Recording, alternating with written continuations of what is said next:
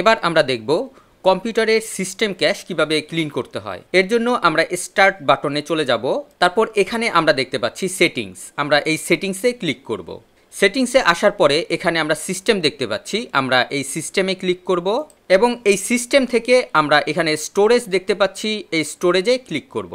এখানে আমরা দেখতে পাচ্ছি আমাদের এখানে অনেক ক্যাশ ফাইল জমে আছে। এই যে এখানে টেম্পোরারি ফাইল আছে, তারপর আদার কিছু ক্যাশ আছে।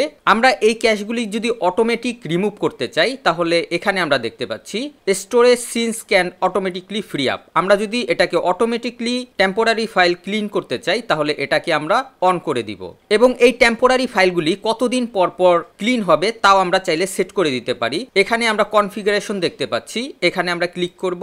তারপরে এখানে আমরা দেখতে পাচ্ছি ডিলিট ডেট ফাইল। এখান থেকে আমি যেই ডেটটি সিলেক্ট করে দিব, যদি আমি 14 দিন সিলেক্ট করে দিই তাহলে 14 দিন পর পর আমার এই টেম্পোরারি ফাইল ডিলিট হয়ে যাবে। তো আমরা ব্যাকে চলে আসব। আর যদি আমরা ম্যানুয়ালি এই টেম্পোরারি ফাইল ডিলিট করতে চাই তাহলে আমরা এই টেম্পোরারি ফাইল এখানে আমরা ক্লিক করব। তারপরে এখানে যেই অপশনগুলি আছে সেগুলিকে আমরা সবকয়টি টিকমার্ক করে রিমুভ ফাইলে ক্লিক করে আমরা টেম্পোরারি ফাইলগুলি ডিলিট করে দিতে পারি।